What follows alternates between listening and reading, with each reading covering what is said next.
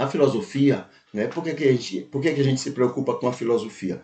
Porque o nosso interesse é fazermos uma teologia perfeita, o mais perfeito possível, completa.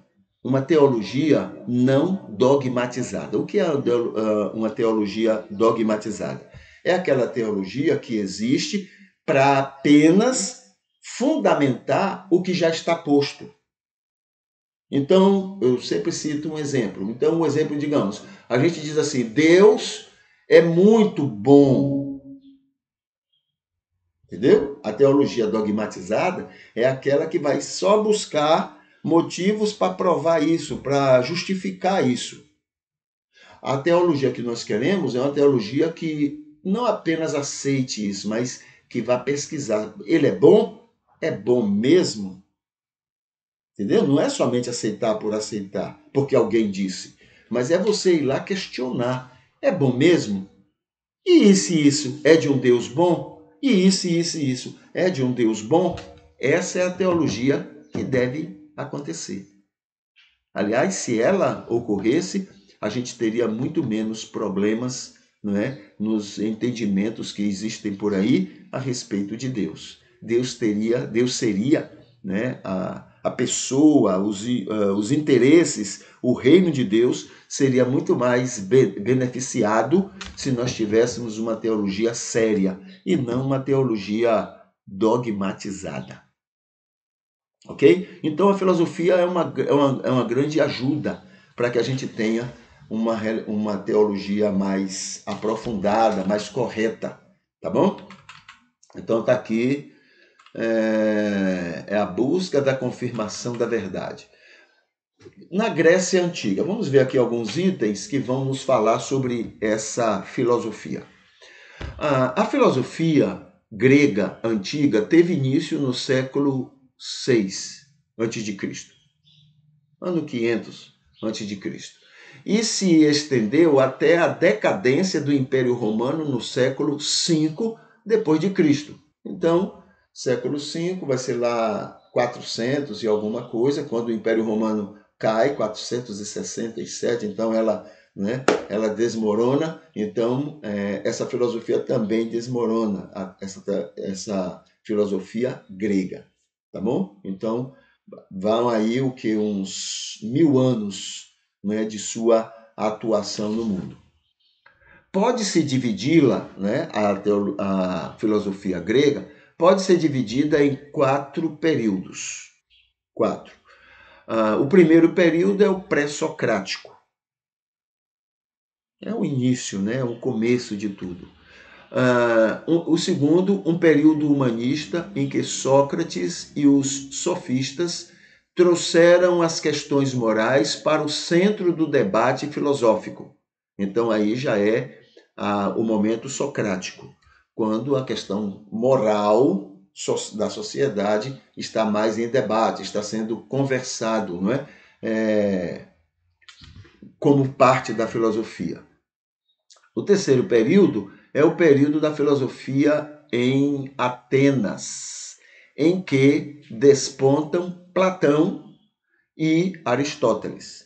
E o belo desse momento é justamente essa oposição. Havia também oposições nos outros pontos, mas são dois discípulos de Sócrates, né, que vão até muitas vezes de maneira maravilhosa à filosofia e até à ciência, digamos assim.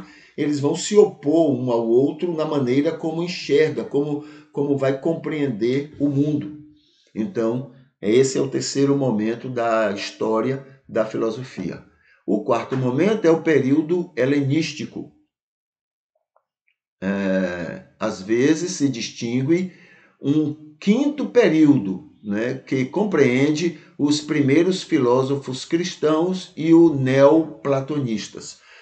Como é que isso aqui é? Esse quarto período helenístico é quando começam aquelas guerras, né, da Grécia, e ela vai se expandindo, ela vai se espalhando pelo mundo com os macedônios. Então o mundo é alcançado pela cultura. O mundo, quer dizer, grande parte do mundo, né, é alcançado pela cultura grega. E junto vai, então, todo esse conhecimento filosófico distribuído no mundo inteiro. E algumas pessoas entendem que existe um quinto período. É quando o cristianismo está instituído, não é? Depois da derrocada do Império Romano. Aí, a partir daí, o cristianismo é que vai desenvolver um tipo de filosofia, né? E eles colocam como sendo uma filosofia baseada no neoplatonismo, a partir de Platão, que tinha uma ideia mais, digamos, espiritual, né? Enquanto Aristóteles era mais concreto na sua maneira de enxergar as coisas da vida, Platão ele era mais espiritualizado, ele dava mais atenção às questões abstratas e assim por diante. Por isso que o cristianismo se apegou mais a Platão.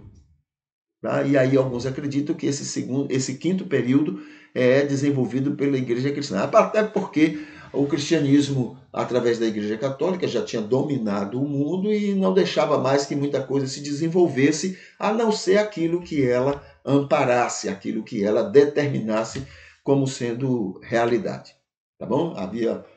Foi quando surgem os dogmas. E aí eles se baseiam muito nos ensinos de Platão só para justificar, mas nunca para pesquisar de verdade aquilo que era preciso pesquisar. Muito bem. No terceiro ponto diz assim: os primeiros filósofos gregos, geralmente chamados de pré-socráticos, dedicaram-se a especulações sobre a constituição e a origem do mundo. Então era o básico do básico, não é? Eles estavam preocupados como é que haviam tantas coisas na Terra, no mundo, e como é que essas coisas funcionavam, como é que elas existiam, e assim por diante. Era muito ligado mais à natureza, ligado mais à existência do universo. 4. O principal intuito desses filósofos, né, pré-socráticos, era descobrir um elemento primordial, eterno e imutável, que fosse a matéria básica de todas as coisas. É aí que surge a água, o fogo, né? Essas coisas são criadas por eles como sendo a matéria das matérias, a matéria que vai gerar outras matérias. Quinto, essa substância imutável era chamada de physis, palavra grega cuja tradução literal seria natureza, mas que na concepção dos primeiros filósofos compreendia a totalidade dos seres, inclusive entidades divinas. E por essa razão, os primeiros filósofos também foram conhecidos como os fisiologoi, né? Ou seja, literalmente, fisiólogos, isto é, os filósofos que se dedicavam ao estudo da physis, estudo da natureza. Então, eles tinham essa grande preocupação de conhecer como é que tudo se formou, como é que era o universo, né? Como é que era. E isso foi mais ou menos 500 anos antes de Cristo, já estavam eles querendo compreender tudo isso.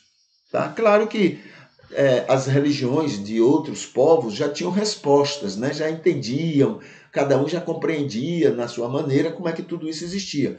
Mas a filosofia, nesse período, se diferenciava porque não apenas aceitava o que uns, né? Ali tem um grande religioso que disse que foi assim, assim, assim que tudo foi criado. Não, eles não aceitam isso.